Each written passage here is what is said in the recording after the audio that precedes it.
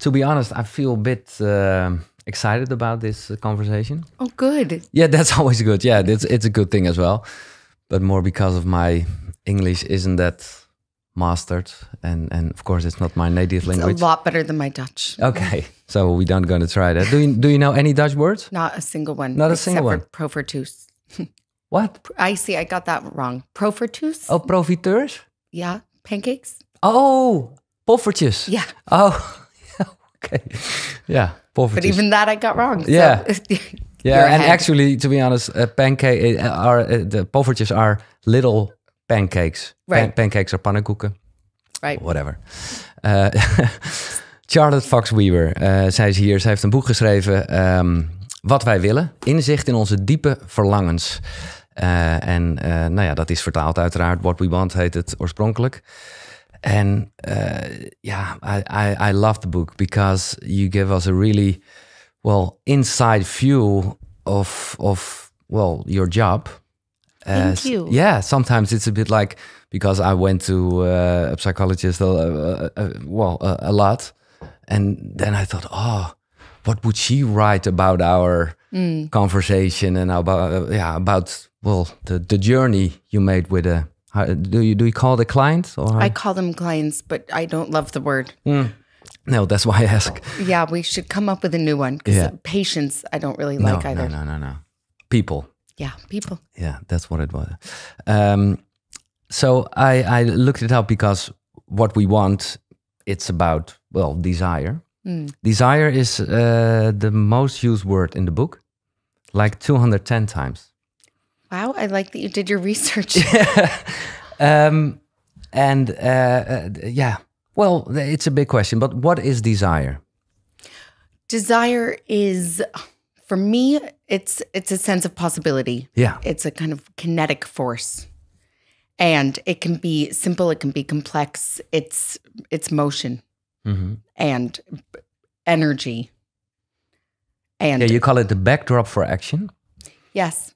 I think it's a huge motivator, and it's also very vulnerable and risky, and it suggests what we lack as much as what's possible. So it's paradoxical. Yeah, exactly, because it gives, of course, good energy to change. But it's always the hard thing because, enough is enough. Yeah, I think desire is a conflict for all of us, whatever culture, whatever situation. Yeah. But it's a great conflict. Yeah, and it's like you say, it's possibility, it's energy, dus het boek gaat over de diepste verlangens, waar desire een onderwerp van is. Ook to love and be loved, understanding, power, attention, freedom, to create, to belong, to win, to connect, what we shouldn't want, and control. So what do you think of these themes is like one of the biggest, if you have to rank them? Well, I can say one of the most kind of complicated ones is wanting what we shouldn't. It's probably my favorite one. Okay, well, and we talked about desire, so what can you tell us about that? I mean, we are constantly negotiating the rules of desire, and we're caught somewhere between wanting to be acceptable and be liked. One of the things we want is to be wanted, and wanting to break away and rebel and do our own thing. And I think it's a fascinating and rich line to negotiate and to consider, because it's all the ways we kind of get ourselves into trouble, but also come alive. Great, yeah. And what is your own story to start? How do you? Because somewhere you write, I wanted this job because it's for life. So I wanted this work for all the wrong reasons as well as the right ones. And I hope I'm not ever kind of overly virtuous or righteous seeming. My profession sometimes suffers from that. But I probably wanted to become a therapist for the wrong reason of revenge. Revenge is apparently not the best motive. No. I kind of like it, though. But revenge for what? Revenge for having the worst therapist ever, starting as a child. And I was forced into therapy. I'd had heart surgery when I was 4.5, and I had terrible death anxiety. And and panicked about dying all the time as a young child. And I was sent to this therapist, and he was a beast. I mean, he didn't do anything horrifying, not technically, but I felt judged. I felt trapped. I felt misunderstood. I felt like he was invading, and I felt a real lack of freedom. And I didn't even know what I felt most of the time, but it wasn't good. No. It did not feel good. Okay. And I think I kind of made some vow to try to make up for it, because there was something really hopeful about the space at the same time. Like I think I wanted something from therapy, and I was very anxious and had terrible worries. But he would say, "You're here because of your worries." And the way he said worries was so nasal and so kind of cloying. Yeah. I can hear it now. Wow. So there wasn't the magic space, the free place to say what you want. It was the opposite of something, but I think that in my kind of discomfort, I sensed possibility, some kind of potential.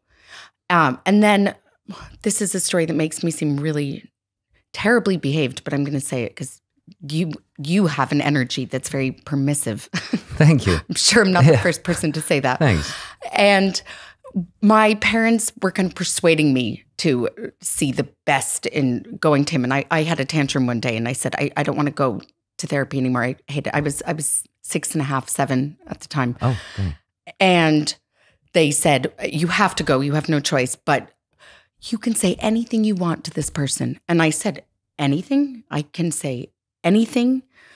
And that really excited me. And I arrived for our next appointment, and this man came to collect me from the waiting room. And I said, hello, pig face. Yeah, you can say anything. Yeah, and he blushed, and he didn't say anything about it. We never discussed it in my memory. And I felt like I'd won because I had hurt him, maybe. I mean, I think there was aggression, all the kind of unsightly things, but also the joy of speaking my truth. It was utterly liberating. And I revisited the story recently and had a different thought, which was that actually calling him pig face wasn't just because he looked like a pig, although he did. But it was really that there was something very piggish about him. He was kind of sniffing around and invading my space, and it didn't feel collaborative, and it didn't feel comfortable. And if you look back now, what does it say about you during that time? Because when you feel something like that, it's well, that's what I learned from your book as well. It always has to do something with yourself as well. Yes, I think I found it easier to rage against him than to say to my parents, I'd actually like support. I am freaking out because I had heart surgery, and I worry that I'm going to fall asleep and not wake up. And I saw someone else die in the hospital, and I haven't processed that, and I can't even make sense of it. I mean, I was just called an old soul. Yeah. And it was the late 80s. I was called sensitive. I think sensitive is still a word that can go both ways. But I knew how to kind of have my fists in the air more easily than to actually say what I longed for. But now I understand, because in the part about to connect, you're really giving an advice. If you don't feel comfortable with the person you talk, change to another therapist. And that's now I understand even more. That's from your own story. Yeah. But in that part, and I was thinking about that. I think I know what you mean. But you are saying, don't try to connect with everyone you meet. I think there's something about being real and genuine and calling it. Not everyone is going to be your soulmate, and it's so wonderful when it happens that you can actually be yourself. But there is a kind of pretending that goes on that can make a lot of encounters really, really stilted and uncomfortable. And I think sometimes acknowledging that just internally is also liberating, because there's too much pressure to kind of fake this connection thing. But in a certain way, you can say, yeah, even a bad connection is a connection. So you cannot not connect with somebody. Yeah, I mean, I think that being real is helpful, and that includes acknowledging failed connections, and even when you connect with someone, it's not a constant thing. No. And couples and the kind of romantic ideal of permanently connecting is just a myth, and we're not great at admitting that we all have times of disconnect. Yeah. Disconnect from our own stories, disconnect from people we love and care about, disconnect from our children. So the pretending to connect thing, I think is very lonely. Yeah, and now you mean more like be on the same frequency connection thing. Yeah, and sometimes it's just off. It's just that kind of discord and like that awkward, clunky thing that happens. It's like bad sex. It just happens sometimes, and happens to good people. Yeah, and you say it's okay. It's okay. What adds to awkwardness is when we feel like we have to put on a show. So it's just a joy when you can even say to a friend, that was weird between us. I don't think we have to go around being truth crusaders at every single moment, but it does help. To yourself? To yourself, Yeah.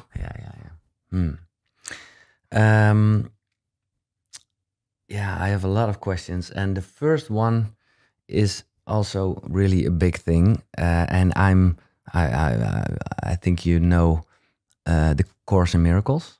Yeah. So I'm really busy with studying that book now, which is a hard thing, but I love it. It changes things. But there are really hard about the ego. And yeah, so what is your opinion about the ego? Because as you probably know, the Course is like ego is bad. And, I'm sorry to disagree with you on this one. No, that's why I ask, because in a certain way it gives me like a possibility to relax a bit about that. Yeah, and also having different opinions can be expansive, right? So of course, yeah. It's how you grow and learn. I think that ego is not a dirty word. I think ego is our amigo. And amigo. Yeah. Nice. Thank you. I actually think it's a beautiful word as well. Like 3 letters. It's perfect. And it means self. It means I in Latin. I think part of the problem is that it's been really badly defined and there's so many different interpretations. And then it's the narcissism of small differences. So Jung says one thing, Freud says another, Kahoot says something else, blah, blah, blah. And then we kind of decide that actually it's shameful. And I think it's been used and exploited, like the word freedom. I think it's been pimped as a concept. Like I've been told in a work situation not to have ego. And I was told not to have ego by someone who is really, really full of ego. Yeah, and took advantage of me wanting to people please and kind of humbly serve. And that really messed with me. And I think that our ego is actually a good advocate for us and helps us negotiate. And it's not the same as narcissism. No. It's a sense of self and essence and mattering. And is there a difference? It's more like a wordplay. I don't want to get there, but is ego the same as identity? I think, sure, it is. But it's kind of lovely as a concept of self, like identity changes and maybe ego changes too. I think we don't even need to worry too much about kind of overly nuanced details of it. Part of my problem with the kind of denigration, or not just denigration, but kind of shunning the ego is that it isn't realistic. Like however you feel about it, it's not going to go away, actually. No. And so when people say like, get rid of the ego, what on earth does that mean? It usually ends up meaning that you overly self-sacrifice and then it comes out sideways with a huge resentment debt that builds. And I mean, I see it all the time. I see it, to make a generalization that might sound risky. I have young children. Mothers sometimes forget their own ego and it comes and messes with us at other moments. Yeah. Yeah, it's nice to hear. And of course, I think we all understand that you shouldn't always listen to the voice in your head who makes problems about anything. So that's the bad Agreed. part of the ego. You should be aware of it and maybe not always listen to it, but you say it's there. It's there. And I mean, it's interesting that we think we have the option of canceling it. Because don't have fear or don't have greed, don't have envy. However we feel about it, I'm not in favor of censorship internally. That doesn't mean we have to act on everything and fulfill every whim. But I think acknowledgement is helpful. Yeah. And do you think we can change our identity? Absolutely. And I think we should. I'm in favor of having identity crises. And they're disturbing and unsettling, but they also open cracks for possibility. It's a great story as well. Ik zal even uitleggen aan de hand van de thema's die ik al net doornam. Ik zal ze even in het Nederlands doen. Dus liefhebben en geliefd worden, verlangen, begrip, macht, aandacht, vrijheid, creëren, erbij horen, winnen, verbinden. Wat we niet zouden moeten willen en controle. Is er elke keer een cliënt dus, of iemand die dan bij Charlotte aan tafel komt. En this story about the identity crisis is a great story about a architect. Thank you. Who works at with a guy with a big ego, and at first it's like, he's my life, and then in the end, it's like. The problems always give new possibilities, of course. But we can be complicit in our own erasure. And that's a very frightening realization. When we wake up, and I say we, just to mean all human beings, when suddenly you realize that you've kind of given away your identity or forgotten that you matter. And there's rage that comes with that. There's regret. There, again, is this kind of mounting resentment tax. Resentment tax, yeah. And was there always in your head, when maybe even when you had the conversation, I once will this write in a book? Or how? I found myself, when I became a therapist, I was restless. I am restless by nature, and I felt like, let's get a move on, because people would talk about their problems, and I always wanted to know what was really going on. Like, can you tell me what it is that you really want from this job you keep complaining about? Or you've gone on about this horrible boyfriend, but what would you actually long for? Like, there was something about the kind of deeper mobilization the deeper exploration. Like, where is this going? And what's really going on, and what matters? And when I asked those questions, when I gave into my restlessness and kind of, again, back to the rules, like, just even as a therapist, like, rather than just letting the sorrow unfold, although holding space for sorrow is very important, but I would sometimes intervene and cut in and say, tell me what it is you really want from this. People uncovered themselves and actually wanted to talk about it, but needed a bit of encouragement. And I think we need to kind of be somewhat provocative on this subject to get us going. Yeah. We need to launch ourselves in that sense. And what in a lot of stories helps is that at a certain point, you there was ego, your personality, who really, in the conversation tells about, what happened to you when your clients came. That was, that's maybe not from the book how you should do it.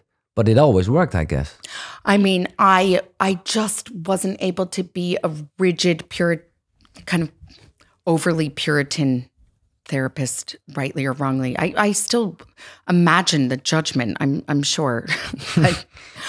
But there's something about freedom and kind of unshackling ourselves. I think therapy should just be an adventure. I think it should be exciting. And I think it should be interesting. And making it narrow and restrictive is only repeating other restrictions. And I think let's open things up and see what's possible. And sometimes that means saying to people in therapy that they matter to me or that they are pissing me off. Like, actually being truthful is a gift. And there are kind ways of saying it. But I've even said to clients that they're they're boring me. Yeah. And I mean, I say that carefully because course, it's not an easy thing to hear, but it's an important message to get, actually. Yeah. Because we can all be boring. But how do you do that? That's of course part of your job, and we all know it by our friends and family when we have conversations about feelings and problems and things about that. But well, that's your job. So all those people are in your head and are having effect on your daily life as well. How do you just, if possible, stop and well, go on with your private life? I try to just actually be mischievous. Yeah, can't even say the word mischievous. Mischievous. And what does it mean? I don't know. Like playful and a little bit badly behaved. Yeah. Okay. I think, but it is interesting that I got tongue-tied even saying the word. I think that being able to let loose and speak freely and say what's really going on just matters for processing and for all the kind of self-care. Like that for me is self-care, when I can actually just be bold and unvarnished and talk about whatever I want and not be kind of governed. And I think over the years I've just developed coping mechanisms for holding people's stories, as I'm sure you do, where I can then also switch off and switch on again. And sometimes, it's what I care about. It's like growing in your head even. Yeah, but I mean, I do badly when I don't have real engaging conversations. I'm much worse off, actually, if I am kind of pretending. Yeah. So I think I get a lot of joy and richness from doing what I do, and then I do find ways to somehow carry on. And I think I'd be intense and complicated no matter what. Mm-hmm. And do you always think you as a person still grow with? God, I hope so. Yeah. I mean, I think that boredom,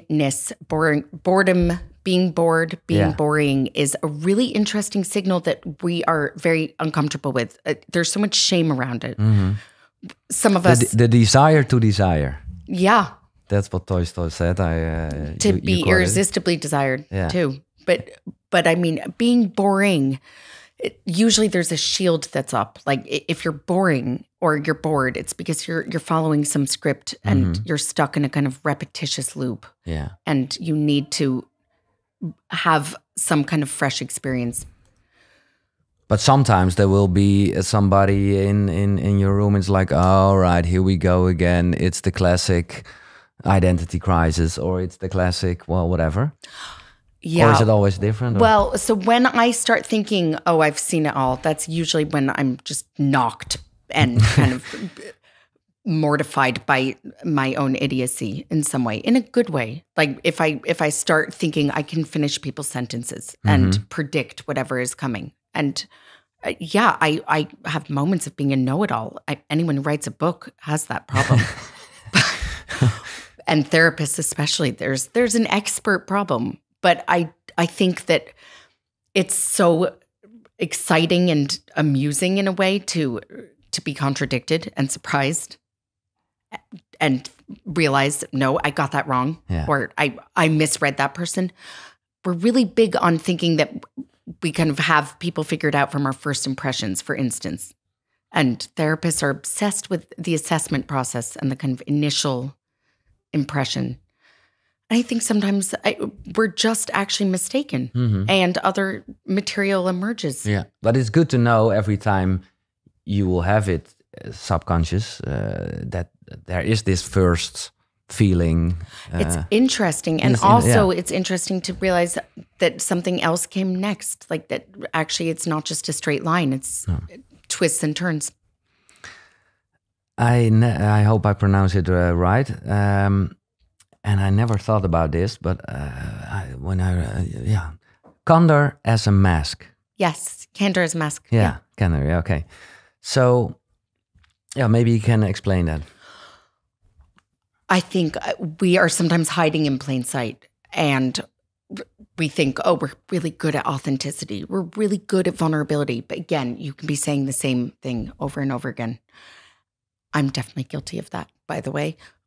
I think that feeling bored is a really good indicator that there's a kind of bullshit happening. Am I allowed to swear? Yeah. You can say this is welcome in Holland. So when I start saying the same things about myself, and I'm just kind of giving the canned line. Yeah. Oh my God, it's just such rubbish. Yeah, but it's so good because when I read it, I was like, yeah, there are so many people, and you think, oh, they're really open and they're really specific about kind of personal things, but it's like a story and yeah, curated. Yeah, very carefully curated story. Most people who talk about vulnerability are not that good at vulnerability. No, exactly.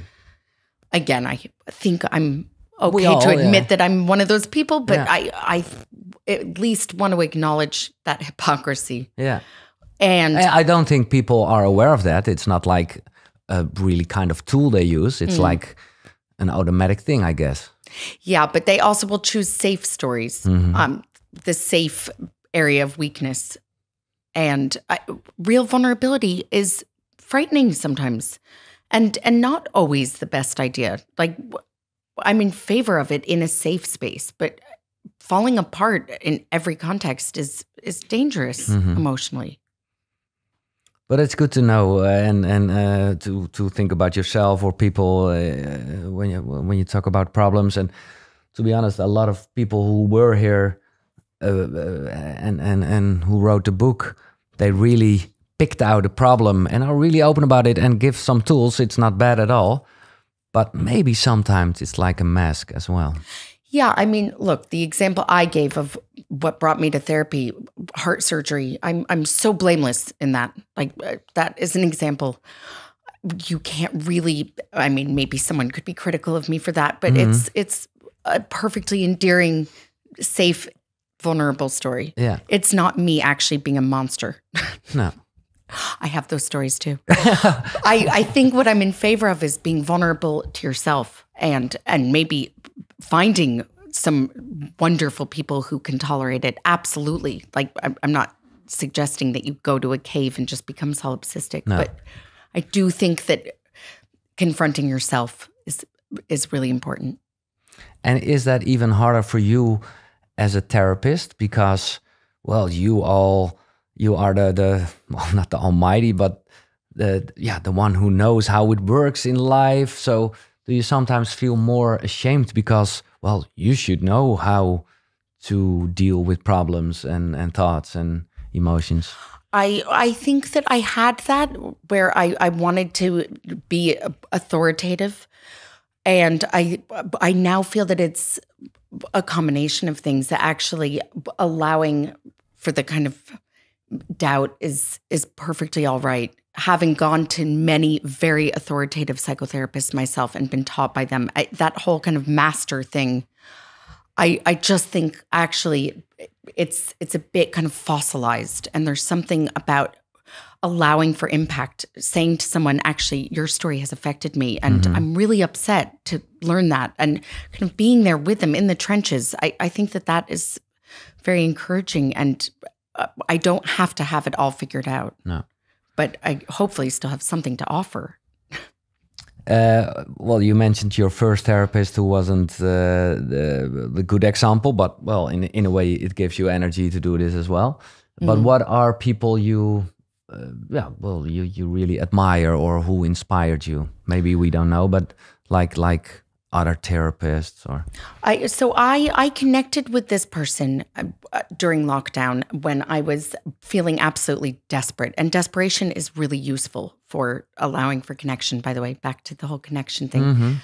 We will get to the point of feeling like our survival needs it, and we'll take risks at those moments. And sometimes it can be a panicky choice, but sometimes it also allows for weird leaps and possibilities. Yeah. And I connected with this woman in her 70s, and I kind of appointed her as my fairy godmother because I had really terrible godparents, as most of us do. I think we grow up and feel disappointed. It's one of life's disappointments. Lucky people who have active, wonderful godparents. But I wanted a kind of guide, and this woman just became my ally, and she is incredible, and she's bold and gutsy, and she says things that just allow me to breathe more easily. And one of the things that she says is some situations are hopeless. And it sounds like it's going to be a kind of doomsy message, but oh my God, it's such a relief. Because I've been very overly committed in the past to hopeless situations, and calling a situation hopeless, it gives you permission to actually give up on stuff and then to find other things, other possibilities. But we should be celebrating giving up on things. Wow. Isn't that hopeful sounding? Yeah, well, in a certain way it is. And it's like, yeah, that's a good thing because, of course, we live in a life where it always can be better and live for the best life. And sometimes, well, it's like as good as it is, which isn't always that good. Right. And sometimes it's really bad and you don't know what else to do, but it's not working. And we have this pressure to not have regrets and to not quit. And actually, sometimes we've made mistakes.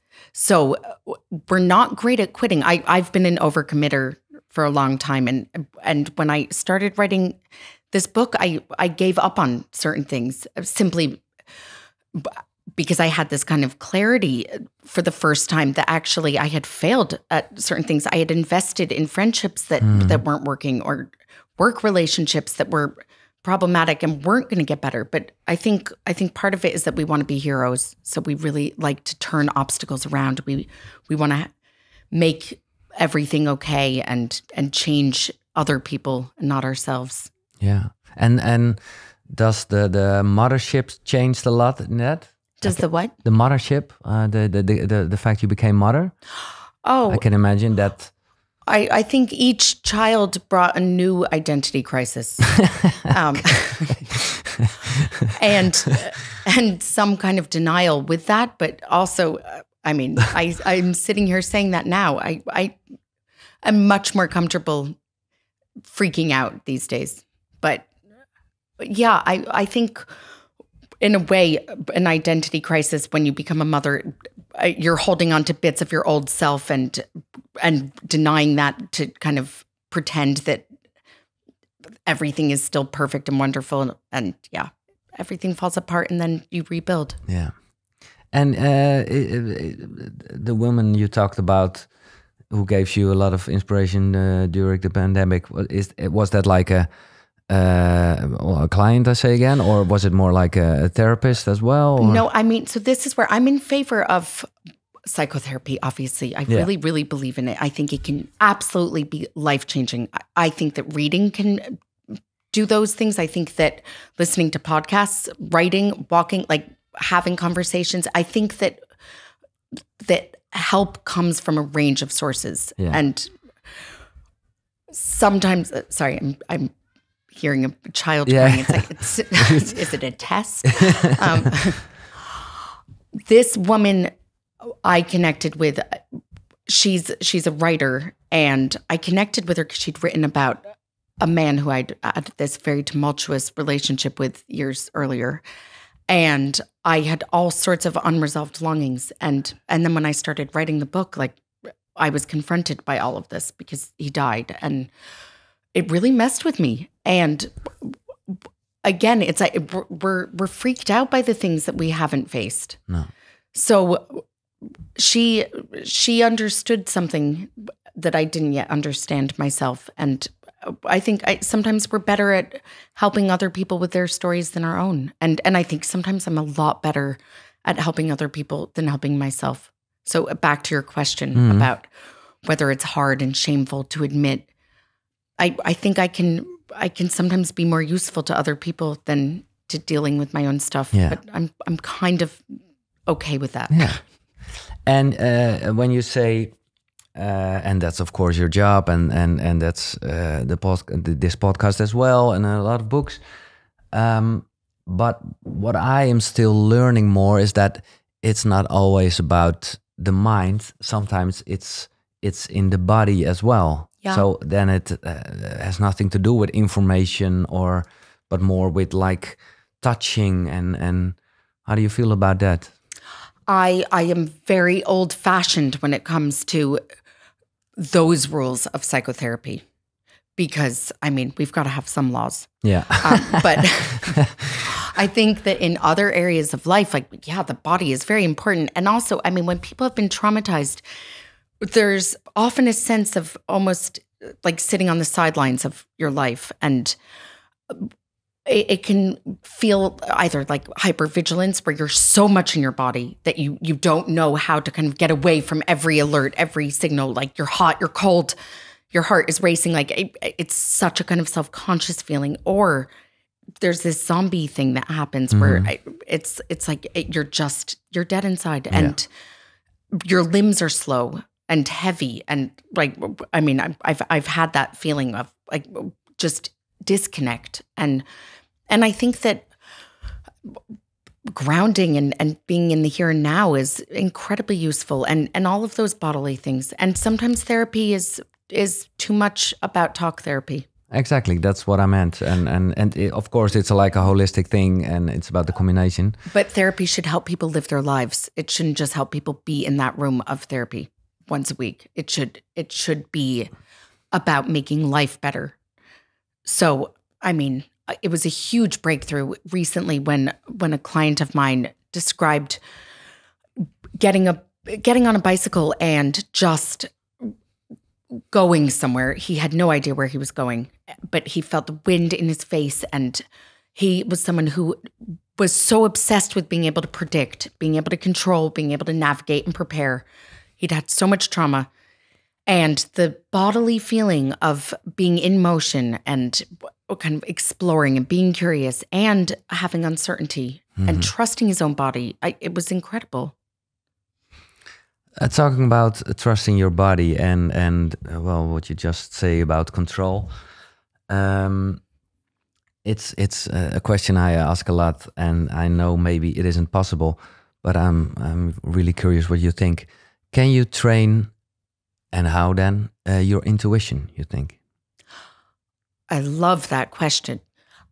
I think that we do well when we're curious about our intuition. Again, like intuition, sometimes we're almost evangelical about it. And when I say we, I actually do mean like mental health practitioners. Like people will often say, I'm really intuitive. And it's a bit like saying I'm really spiritual. Like, okay, it's a starting point, but what does that mean? What does that look like? And tell me about the mistakes.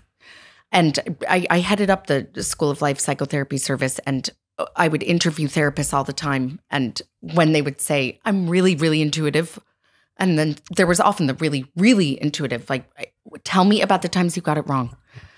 So I think that intuition does well when it's kind of emotion plus reason.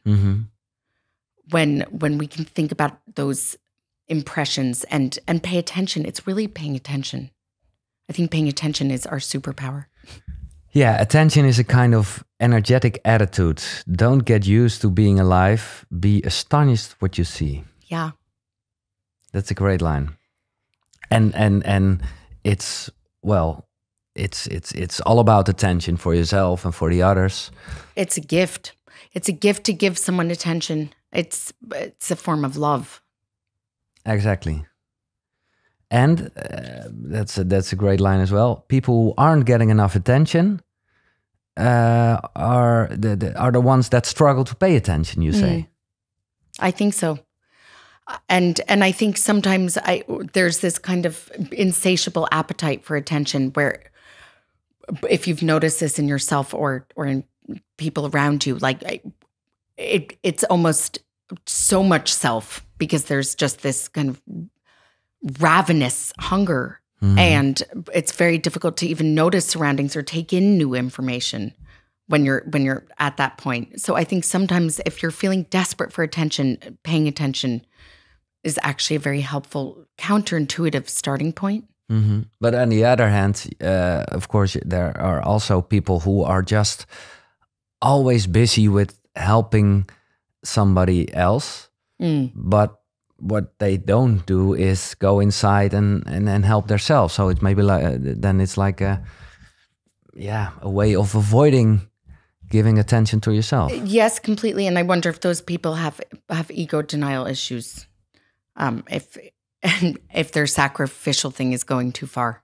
Yeah. But a lot of us want to be wanted so badly that giving is the way we think. And and people pour from empty cups and overgive. And then there's a kind of generosity remorse that can set in. Yeah. You mentioned the words spirituality, and it's also a big question, but I'm really, How spiritual are you? Well, I like the question because it always makes me want to say very. I mean, yeah, exactly. And it's, Do people ever say they're not spiritual at all? Maybe scientists? Yeah, sometimes a bit, but then, of course, the first question should maybe be like, what is spirituality? I think that for me, spirituality is something to do with mystery and what's ineffable, what's beyond explanation. And that felt sense. I mean, back to intuition, when you ask about that, like it's something about really, really concentrating and not thinking that you can fully explicate it all. And I think we learn a lot from looking up at the sky and looking at the stars at night. And it doesn't mean that we have to fully solve it. Exactly. And that, I mean, Camus talked about how sometimes all you have is a patch of sky. That for me is spiritual. And so the question again, how spiritual? Oh, yeah. What kind of role does it take in your daily life? When I'm doing it right, very. But when I'm in kind of fretting, overthinking mode, I sometimes forget to be spiritual. I think it is something that I actually need to remind myself of, that I need to allow as a priority. Do you have like a daily morning routine? Franticness and chaos, and then that's honest. Order, disorder, counter order. Yeah. That's my morning routine. But so no specific. I mean, coffee immediately, and I think I begin thinking after my cup and a half, and I think yes, I'm very scheduled because I have to be, but I'm not really answering your question, am I? I think no, but probably, if it isn't there, but there are not like daily cold showers, a meditation. God, no. I am probably somewhat enslaved by the schedule of school, and I take my commitments very seriously. So I really feel very strongly about being available when I have sessions scheduled at a certain time and being on time and honoring those commitments. But as far as a kind of morning routine, I do make a point of breathing and looking up at the sky. Yeah, I know. Okay. Looking up at the sky and fresh air. Yeah. I mean, those are big things. Yeah, and really important. And sounds so obvious that it almost goes without always saying. Good to hear, because maybe it gives inspiration to people who think, okay, maybe I just... Well, we forget. Yeah. And actually, if you look around, I live in London. If you look around at people on the tube or walking by, they're hunched over. They're often living lives of quiet desperation. Like we become sheeple very easily. So like posture and fresh air. I mean, I certainly need reminders. And that kind of heightened consciousness is almost ecstatic feeling at times. And maybe more in the evening or another part of the day, because, well, you write a lot about the conversations, like more in little words, I can imagine. Do you have something like a, how do you call it, a journal or? Yeah, I do, and I write notes to myself all the time. Okay. I'm quite time impoverished, so I tend to do things in intervals. And for that reason, I mean, when I have the opportunity to be a flaneur and just wander, it is pure joy. Yeah. Unscheduled, spontaneous time. But sometimes I do schedule spontaneity. That is one ritual. How do you do that then? I mean, actually, it's a joke with friends from university that apparently when I was 18, I used to say, do you want to be spontaneous? Like on Tuesday at 4? Exactly. But actually, I think I think I was onto something. I think young me knew that it had to sometimes be contrived. Like we have to schedule in time that's protected. So I do put in time into my calendar of flaneur time, wandering around. Free space for yourself and just walking through a market, whatever it is. Like, but it's protected time. It's as serious a commitment as meeting someone where you've had a long-standing date. I ask you, which I do to every person, to bring with you 3 books. Oh, not really bring with you, but talk about books who inspired you, who made you as the person, well, you are now. Wow, I'm just drawing in a breath to make sure I get this right. First of all, I like changing my mind, so I'm contradictory. It's but yeah. Breakfast at Tiffany's by Truman Capote. One of the most beautiful books, and it's so much about freedom. And do you still know when you read it first, and what I read what it first. to you? I've changed my mind about it several times, so that's one of the things I like about it, because it's a kind of lifelong struggle in a way. So when I first read it, I was a little girl with foolish romantic aspirations, and I thought Audrey Hepburn plays her in the movie and eats croissants standing in front of Tiffany's, and then gets married or settles down anyway with that guy in the rain with the cat. And then I reread it as a kind of angsty 18-year-old and had really different views and thought, oh, Holly Golightly is actually a prostitute. This is more complicated. And the narrator was actually gay. And why did they change it for the movie? Why didn't she name the cat anything other than cat? Like, what's her attachment issue? The attachment questions came when I reread it again as a psychotherapist. And Holly Golightly she's so tricky. She's so upsetting. I'm very, very upset with her and so worried for her. I still worry. And I still worry about Truman Capote because of his tragic ending. I get really, really sad about it because I want them to be okay and safe and kind of anchored. And then they just, both of them, I mean, Holly Golightly is just so untethered. Yeah. And do you sometimes even use it in conversations with your clients or in your own life? Because... Yes. I mean, I like references. I tend to go with people's references rather than imposing my own personality to that extent because people have their own. But it's more about encouraging those idiosyncrasies and encouraging people to take their opinions seriously in those ways. And I think sometimes revisiting a book at another age is so expansive. And you can see the ways you were kind of conditioned and socialized.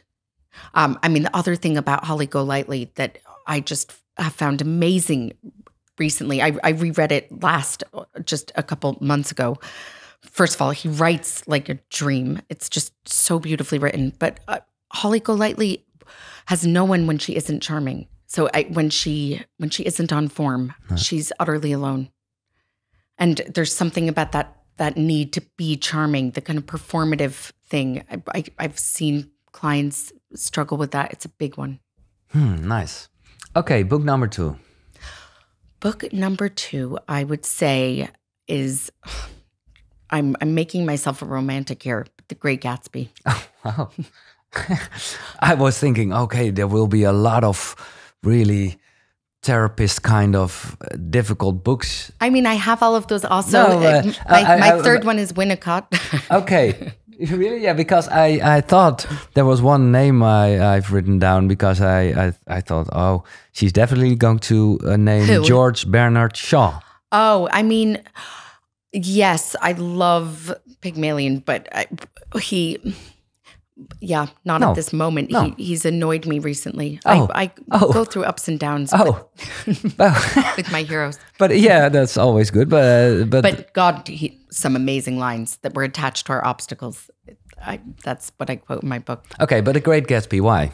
The Great Gatsby, because I think it's a cautionary tale that is irresistible to us. But I think there's something about the dangers of hope. And holding on to those stories that we haven't kind of worked through. And also, I mean, you can be obsessively thinking about something and that doesn't mean that you've thought it through. So we really play tricks on ourselves. And I think that story captures that beautifully. And there's something about the kind of carelessness of Daisy Buchanan and Tom Buchanan and the romantic past, the nostalgia, the seduction of nostalgia is huge. But it's, again, a thin line, the danger of hope or desire as a possibility. Yes, I mean, hope against hope.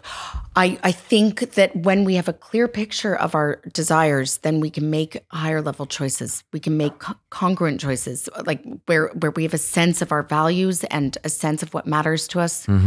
And we can be onto ourselves. So it's not just some absolute thing of all desire should be obeyed and fulfilled. No. And I think one of the really important lessons of The Great Gatsby is disappointment. Because Nick Carraway is profoundly disappointed. And I think that's such an important coming of age thing to go through. Yeah. Surviving disappointment. Yeah, that's what we talked about. Sometimes life is hopeless and disappointing. And we're disappointing. Yeah. And that's liberating, actually. Okay, well, the third book. The third book would be Playing in Reality, Winnicott.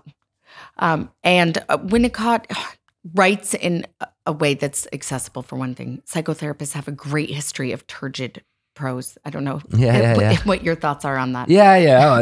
And I thought, well, you will come with some books I, as a normal human being, are not able to read because it's like have several terms and things like that.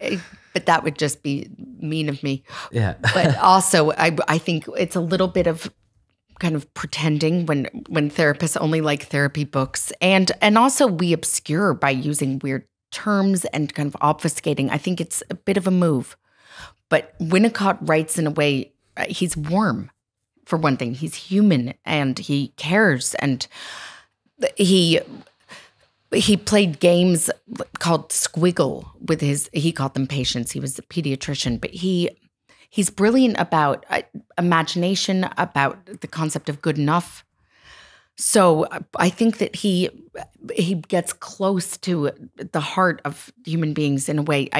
He's a very good reminder. And he also has a lot of kind of life lessons. One of them is don't be too clever. Like he says that to the psychotherapist. Watch out for your own cleverness. Yeah. That's a good one. But on the other hand, and it's of course a really human book you wrote, so we can all read it. But it's sometimes really interesting to learn some terms. For example, I don't know if you pronounce it right. Compersion. Compersion. I just love this term, and I'm desperate for it to become. No, but it's great. So can you? Thank you. Yeah. I mean, I feel I have a crush on that term. I get word crushes, actually, word infatuations even. Compersion, I think, is like the beautiful child of gratitude, which can be pressure. Mm-hmm. I mean, I like gratitude, but we can also go into gratitude spirals, and like it can become an opportunity to humble brag. Compersion is feeling pleasure for someone else. And it's the opposite of Schadenfreude. Yeah. And I'm in favor of both. Because, I mean, I'm certainly not moralistic about these things. We have lots of Schadenfreude. But we also have compersion. And I think that being aware of it allows for it more. Because it's sometimes easier to actually feel excitement for someone else than for yourself. And it's a really lovely thing that should be championed. So again, like being conscious of it. Once I came across that word, I now make a point of kind of marking it for myself when I feel excited for someone else's success. Yeah. No, I didn't know the word. And at a certain point I thought, oh, it's like empathy. But empathy normally is like that you feel, for their sorrow. Exactly. I know so I mean, this is why, like, gratitude, it's kind of like relational gratitude. Yeah. And gratitude, it can just be so singular, but actually feeling really glad for your friend. Oh, so nice. And you can kind of give yourself goosebumps for being such a good person. Yeah. And it's a good way because we talked a lot about grateful things and writing in your journal things to be grateful about. But it's mostly about your own life. And like you said, maybe it's even more fun to feel good about somebody else. Yes. And also back to the ego thing. Like sometimes it's really nice, just ego-wise, to be near success. Mm-hmm. Okay, let's do another term. And I don't think you made this, but I never heard it. Masturbation. Yes, I'm so glad that you brought that up. I didn't know if I always feel a little bit shocking if I talk about masturbation or masturbation. Yeah, it's master with a. So I did not come up with it. Albert Ellis came up with it, and he was this crotchety shrink. I used to see him in the naughties in New York. He would do live therapy, and he would torture people. I mean, it was painful watching because he would just shout at people. And I remember him shouting at this woman who was very fragile seeming. And he kept saying, "You're masturbating all over yourself." He was freaking out at her. He was so he was in his 80s at that point, and he was so kind of grouchy and abrupt and agitated. But masturbating is a really helpful term for thinking about our rules for what life must be like. And we start kind of finger wagging. And we all masturbate, just as, I mean, both kinds. But one of the things Albert Ellis used to say was, masturbation is procrastination. You're only fucking yourself. And actually, am I allowed to say that? Yeah, absolutely. So masturbation is the same, like when you start finger wagging. Yeah. Sorry, I interrupted you. No. I would explain it more like, and you said it one time, it's thinking about what you should do and what you must do and what other people must do. Exactly. So I point out masturbating. It comes up all the time when people say, it shouldn't be this way. No. My husband should know me better than that. Like this isn't what I signed up for. Yeah. It's like it's not going with the twists and turns. It's imposing some kind of injunction that the world is not on board with. Like the world is going to break your heart, and things are not going to match the pictures that you have in your head of what life is supposed to look like. We all have those pictures, but I think making adjustments is a big relief. And do you think people use that to avoid maybe their own feelings? Or I think that we are very proud, and we're also ashamed, and it's kind of pride and shame together, and then we get strict, and we somehow wait for life to turn out as we think it should. Yeah. And some of it comes from myths we've been fed, but some of it is some kind of maybe grandiose. I say grandiose, like just not to be too punishing about it, but I think we all have grandiosity. But there's some like childlike grandiose fantasy that it will all come together, that life is going to just go your way and match your inner landscape. Another term, and that's the French one. So I'm definitely going to pronounce this not right, I think. Nostalgie de la bouée. Yeah, it's like missing the mud. Yeah, missing the mud, exactly. De heimwee naar de modder. And a lot of people with problems will, the problem is part of your life. That's the problem then. Yeah, and I love that term because it can be a good thing, it can be a problematic thing. So sometimes it can be a good thing as well. Yeah, like I went rock climbing last week and I realized how much I missed that kind of mud. Like actually like getting filthy. Yeah. I think it can be used in different ways, where sometimes it's actually wanting to like go camping and be close to the ground and the earth, and we get too sanitized in our adult responsible lives. Back to nature, or back to or going to a festival, or like whatever it is, but kind of being a little bit gross is nice. That's nice. Getting dirty. Yeah. But we also struggle with health and things going our way. So sometimes that nostalgia is for some kind of dark, twisted thing. And for those of us who have gone through trauma, which is most of us, I think pretty much everyone, sometimes we're attached exactly. And that conflict, we're not always comfortable admitting that, because we might miss someone who abused us. We might fantasize about someone who tortured us. And it doesn't mean that we're fully on board with all of the bad things, although there might be moments when we are. But I think that conflict is delicate and has to be handled with care. Because then you really feel that's a part of you. So you talk a lot about it, but in the end, you don't want to get rid of that trauma because it's... Sometimes we're attached to our pain. Yeah. And I think it's what we know. It's what we trust. It's the first story of love, or the first story of work, or the first story of connection. And if it's not the first story, it's the second or third one. Like, something in us learned a lesson about pain and struggle. And it's also a kind of animal part of us where we embrace struggle to a degree, where we kind of want to then overcome obstacles, but actually getting to the other side is daunting. Yeah, get overwhelmed. But what do you say it's the animal part? Because I think in real world, the animals just really like shaking and get rid of the trauma and go on with his life. So maybe when it comes to, definitely when it comes to complex trauma and like emotional stories, but I think there is something about overcoming obstacles that you see even in the animal world, like where it's conquest, it's determination, it's aggression, it's some savage part of us too, where like conflict and even pain can sometimes make us feel alive. I mean, I think that can be part of it. When we feel disconnected, depravity, and even going to something that's kind of savage, it can be a reminder of our own existence. Yeah.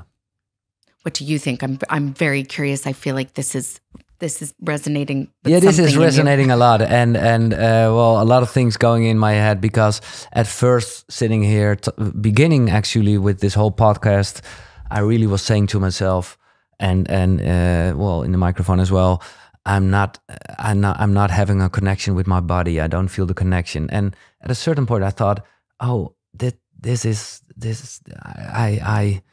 I just keep on saying this, and then words can really help to just say, well, I'm working on it, and it's changing a lot. So that was, I was thinking about that. Interesting. Yeah. So you've been saying that story again and again. Yeah. And now I'm really see it as, and you just had the word disconnection, and actually, maybe it's a bit fake to say, but now I think disconnection doesn't exist, and maybe it isn't the ideal connection, but and sometimes people can really, get a connection talking about disconnection. Yeah, that's what was in my head. It comes full circle. Yeah. And we have a way of exaggerating problems, actually. Yeah. Which sounds like I'm minimizing, but we overcomplicate things. And actually, in my book, I think we can have a lot of things go our way. And like, it's more okay than we realize. Life is more okay than we realize once we kind of embrace the dark and twisted. But in what kind of time you think we are? Because we are more talking about emotions and feelings like, ever, I guess. But and it's more standard to go to a therapist. But, maybe you can say, don't talk about anything, just live life. Oh, well, I mean, I tend not to say that. Because you don't have a job anymore. Well, no. I do want people to not need to have therapy forever. Yeah. There are other ways, but yes, I'm in favor of discussion.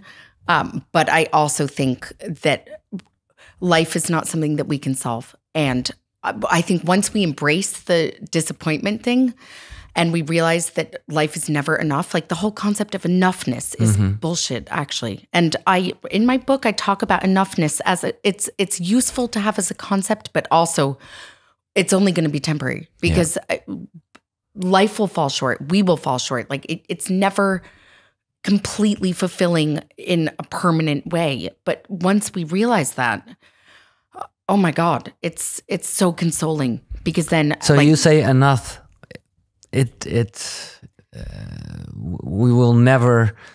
We'll never have absolute freedom. We'll never love perfectly. Okay. We'll never have entire, total, permanent power. We will never win at everything. Like we're always a hair away from loss. We're always a thread away from things falling apart. And it's the idea that we think that we could kind of solve life that actually messes with us so much because we're then on this tightrope thinking that we can figure it out and kind of do it properly. And then we start ruminating and second guessing and thinking, if only I'd made that choice 10 years ago and ended up with that guy that weekend, everything would have turned out perfectly. We have some fantasy of glory and actually it's a disaster for everyone. And yay, once we know that, exactly, we can have an awful lot. And do you think social media has a big influence about this whole? Sure. I mean, I think that it gives us more space to obsess over impression management. But I also think that we're always putting ourselves out there in some way. It's from all times. Yeah. So, So, and I know the answer because I wrote it down, but that brings us to like, the whole meaning of these conversations. But in you as a therapist, is it more like knowing that enough will never be enough, that we always will have problems? I think look up at the stars and you're not going to get there. I know I keep on saying that, but you might think that I sound like I'm stoned. I'm not. But I found it mind-blowing when I sang to my first child, Twinkle, Twinkle, Little Star. I assume you sing the same song here. Yeah, absolutely. How I wonder what you are up above the world so high like a diamond in the sky. It's about mystery and space between and not having and not being entirely fulfilled and still marveling. And I mean, I find those lyrics absolutely mesmerizing. That's why I thought you might think I'm stoned if I told you that. No, not at all. I think that once we know that it's always surprising and astonishing and wonderful and mysterious and difficult. We can't fix it all. No. But we can kind of embrace our appetite for life. Wow. And I heard what you say, of course. You talk about the meaning of therapy, and I love this, to turn ghosts into ancestors. Yes. But as I hear you now, they are always ghosts as well. Well, no, I mean, I think that there's a lot we can do to reorganize ourselves emotionally.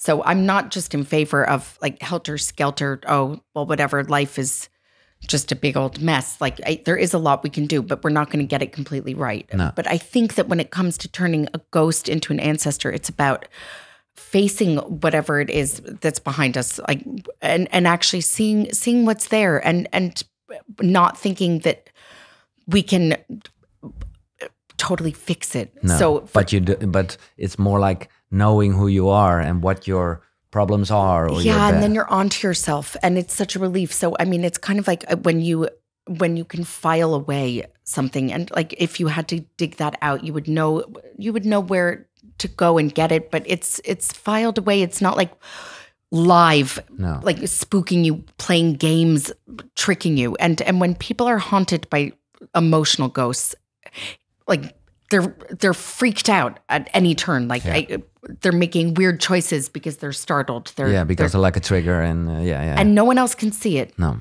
and we all have our emotional ghosts, but it's like these invisible messers, and it really can derail you. Like suddenly you make a weird sharp left turn in your love life or at work, and like you sabotage something, and it's because of some unresolved thing from the past. So once you have dealt with yourself, which just means kind of facing it, whatever is there, whatever the issues, telling the story no longer has you.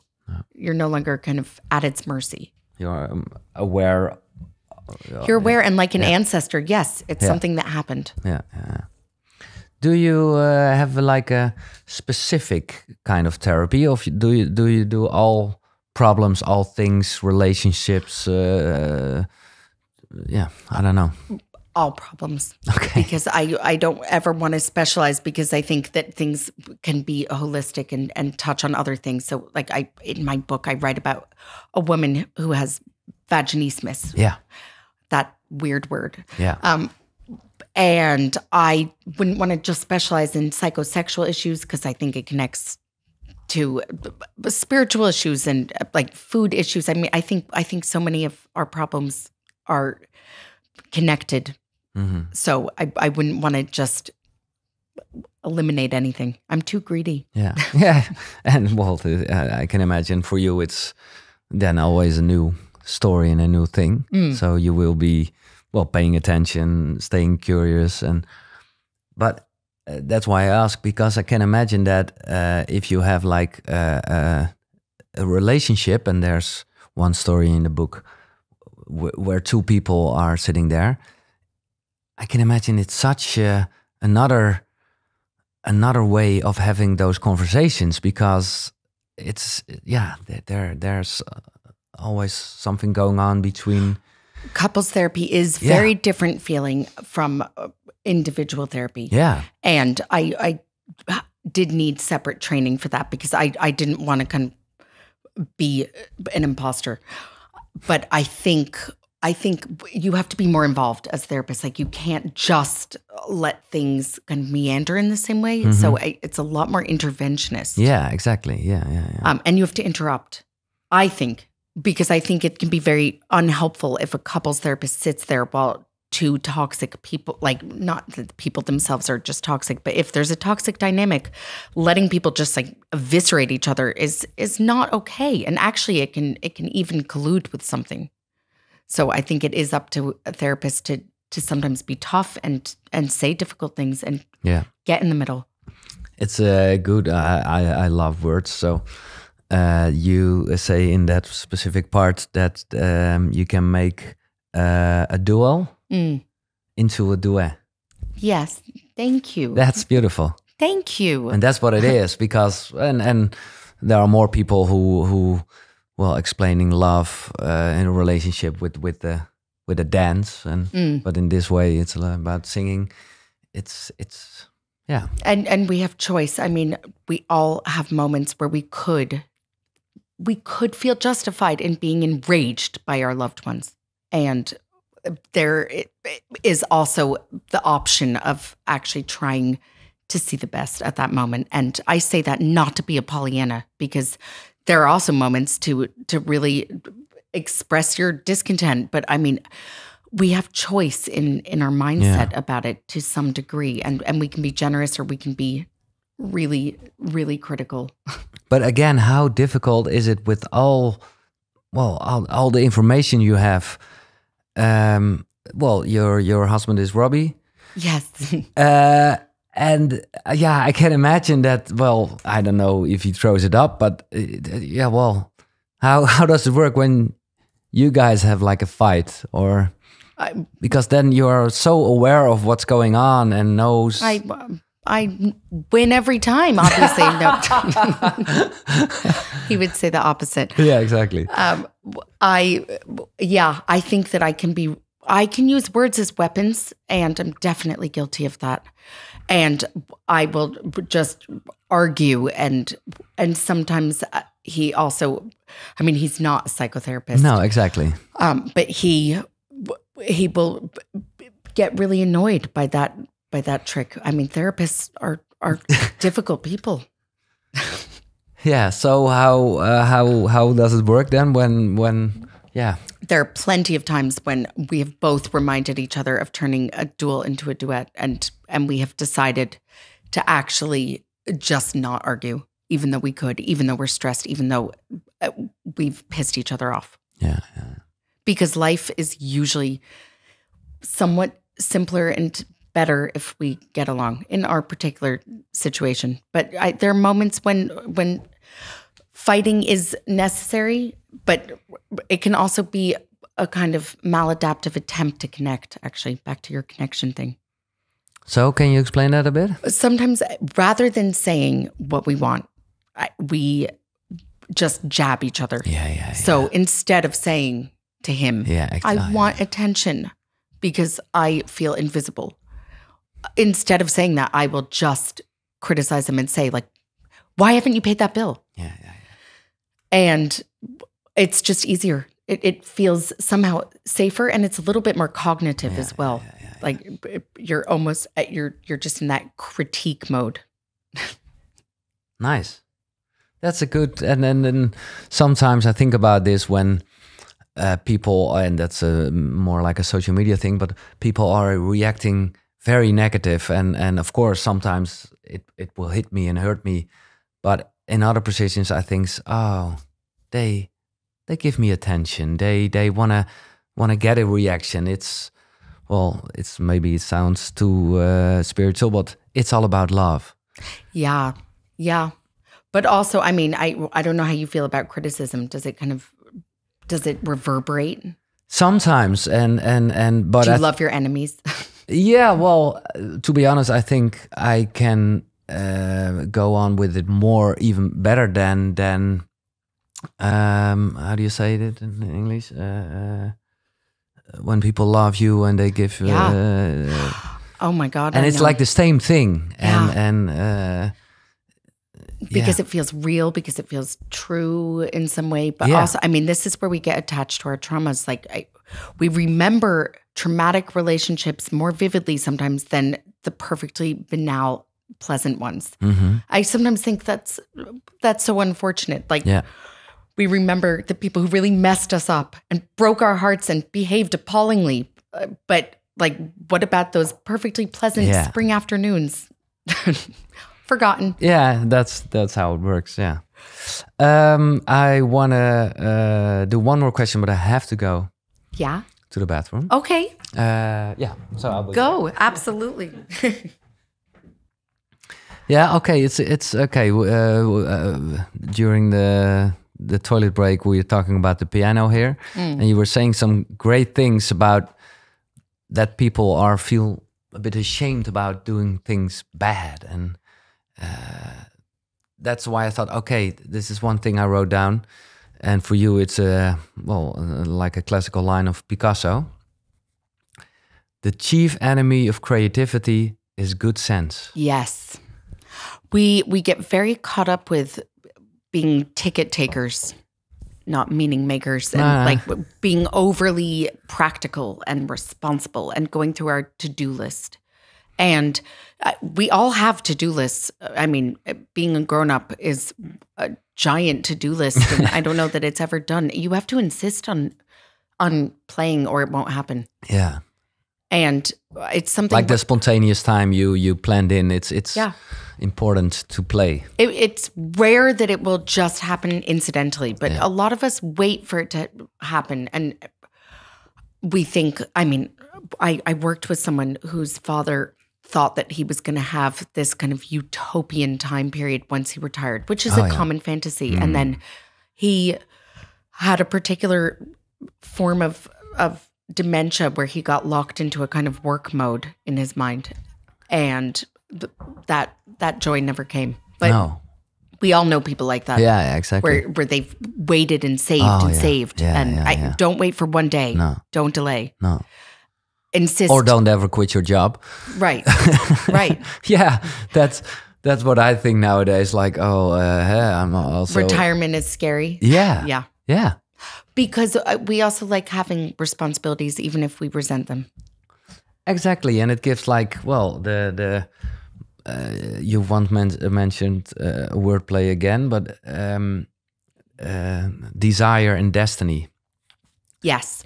So, yeah. Wanting, pursuing, not having. Because if actually you're just settled, then you're a bit listless. So a bit of agitation is no bad thing. And knowing that you matter, waking up and feeling that you need to do something. Yeah. But when it comes to playing, I think that we need to kind of absolutely make it happen for ourselves. So I was asked like how, when I'm so kind of overstretched and time poor with young children, how I made time for this, the fairy godmother woman who I talked about, like where we would have long phone calls, because I was ruthless about it, which my husband would say is probably somewhat selfish at moments. And yet I think I do hold space for people and I do try to give, but sometimes I have to also be determined about making something happen. And acting overly virtuous is a kind of, I don't want to just say mistake, but it's not as if you get a trophy for that. No, exactly. So play the piano now. Yeah, well, after or this, don't, but be okay with it. yeah, exactly. And I can imagine this book was a big thing, but do you still have like goals in your life, things you would like to achieve? I mean, do I still? I've never felt more kind of both determined and like unsettled. It's not as if, oh, now I'm satisfied. No. Blah, blah, blah. It's very weird having a book come out. It's another kind of postpartum. And the ego stuff, oh my God. Yeah. I mean, so cringy and uncomfortable and awkward. And like, yeah, I think that wanting is a very kind of impatient thing, and it moves to the next thing. And I embrace that. I love desire. Use it as an energy. I love it. And I love it when I realize that I have some absolutely monstrous desire that I do not have to act on. Like when I realize, oh my God, I actually want to kill that person. Doesn't mean I'm going to go and do it, but I'm kind of able to deal with myself. Yeah. And if you have like, I can imagine you still have like therapist conversations even in this time, or you Yes, I mean I'm a difficult client, as I have revealed from my pig face story. But yeah, I have a supervisor. I love my supervisor, and I have colleagues who I talk to. But my supervisor is someone I'm very much myself with. Yeah. No, but I was more talking about that you still have conversations with clients. Oh, I'm sorry. Do I still have clients? Absolutely. I didn't take a sabbatical or no. Like I felt really strongly about not just abandoning my caseload, which is part of why I've been time impoverished. And I realize I also sound like an irritating victim saying I'm time impoverished. Like I mean, I find it. I don't like it in myself when I say I'm busy. No. It actually sounds like a humble brag. And it probably is, but because I actually love the things that are making me busy. Yeah. I love working with my clients. I love my work. And sometimes I write and I'd write into the night. I'd write until 3 a.m. and like turning sentences around. And then the next day, having a conversation with a client like got me out of my head in a helpful way. I mean, ostensibly for that person, not for me, but relationships and like discovery. I mean, that's what it's all about. But I can imagine that if you have now conversations and doing your job, maybe you will automatically think, oh, this is for my new book. Well, I mean, I thought, I agonized actually over the issue of whether I should ask for consent and write people's stories. Mm-hmm. And I was able to kind of do because you changed composites. The names, of course. And, I changed the names, but it is all true. I mean, I really felt strongly about trying to write honestly about therapy. But the people knew? So I spoke about it with my clients, but I changed their stories enough so that a client will not open my book and see, oh my God, that's my story. No. I didn't disguise myself though. So, I mean, I broke my own confidentiality. That was what I permitted. Like, and so a client could open the book and with think, your own oh my God, Charlotte said that to me. Yeah. Or Charlotte gave that interpretation. Like I am myself there. And again, I tried to be pretty honest about fumbles and like be real and not just tie it up with a bow. No. And write about people as they really are, because people are interestingly dark in ways that we don't expect. And that's good. I just learned. Oh, it's so consoling. Yeah. I mean, for those who think that they're creepy and weird and no one else has had such kind of devilish thoughts, absolutely, we've all had all sorts of wild, inappropriate thoughts. And it's really fascinating to discover. It's part of our richness. Yeah. What do you think about death? I mean, I'm not a fan. But I think it's so upsetting at times. Yeah. And there's this beautiful. It's actually the last story I thought about the guy who's losing his wife. Yeah. Oh, it's yeah. Oh, I mean, yeah. The first story and the last story kind of are both about death, and that's where I feel chills. That was a story that was close to true. I have changed enough details, but it's unbearable. It's unbearable and sometimes even when it happens at a nice old age, it's still unbearable. Oh yeah. But are you afraid of it? I want to say no, but I'm sure that's me just being a phony. I mean, not at every moment. No. Sometimes I feel like I can actually accept it and it's okay. And other times it's absolutely ridiculous. I think I'm an absurdist. I think that things don't happen for a reason, but we kind of make meaning out of bad things occurring. What about you? Are you afraid? No, I'm not afraid, to be honest. I think it gives me a lot of energy and... But I love what you say.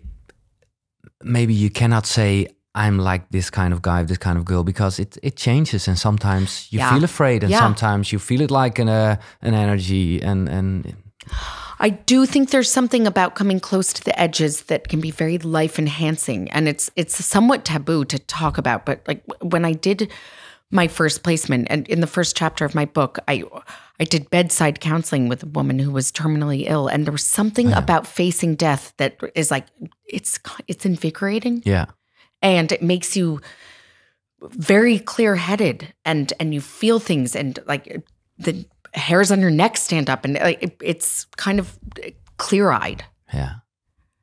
It's a heavy story as well. Yeah, but what do you think? And we don't know, but I always love it to.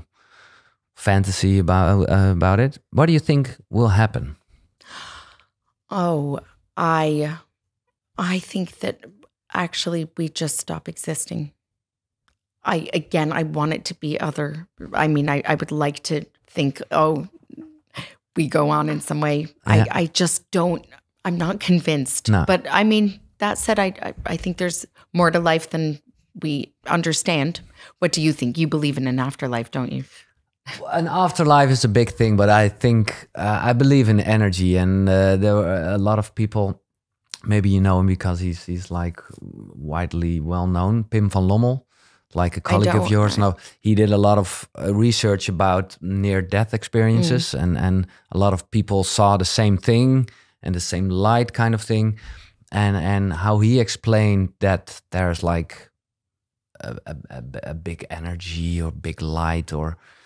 It's a bit fake, of course, but I love to, and if it doesn't, I'm dead. So isn't it weird? We absolutely just don't know. No, I mean, but that's fun as well. We have no real data, do we? No, but what we do know is that me as a person, you as a person, and the body at a certain point will leave planet. Yeah. So, yeah. I do like the idea that characters' destiny, like that things live on, stories live on, and that we feel the kind of ripple effects. Nice. So what kind of ripple do you want to leave? How do you want to be remembered? Oh, what a provocative question that I'm definitely going to think about after this conversation, and then imagine all of the clever things I could have said. But now, you don't have any idea. I think I want to be remembered for tenderness and actually, I mean, I can be wicked, but I can also be kind. I think I want to be remembered for helping make people's lives better. And I don't say that. I mean, as I said it, my voice went up because I thought it sounds really saintly and no, not at all. That's maybe saccharine, but actually helping people face themselves and being unjudgmental. Yeah. Oh, I think, you can say you already did. And you already are doing that. And maybe in a big way, we are all doing that by giving each other attention and love. And bearing witness. Yeah. And being intimate emotionally, conversationally. I mean, you do that. Being present. These things definitely contribute. But it's never enough. No. But that's okay. It is okay. Limitations are also what make things possible. Yeah. Thank you so much, Charlotte, for your book, for your inspiration, and for your time here. Thank you so much. This has been joyful. Oké, thank you. En jij bedankt voor het luisteren. Ik hoop dat je een beetje door het Engels doorheen kon. En zo niet, dan toch. Wat wij willen, er is dus een Nederlandse vertaling, dat mogen duidelijk zijn. Dit boek en ook de boeken die genoemd zijn, die komen natuurlijk in de boekenkast. Link in de beschrijving, maar ik kan je vast zeggen als je dit luistert alleen. KUKURU.nl/Charlotte. Daar zullen alle links te vinden zijn. Laat vooral een reactie achter. Geef me altijd informatie als je denkt, oh, maar nu je toch ook buitenlandse gasten hebt, dan moet je die en die hebben. Mailen kan gewoon giel@kukuru.nl. Dit was hem, tot de volgende. Zonnegroet. Hoi.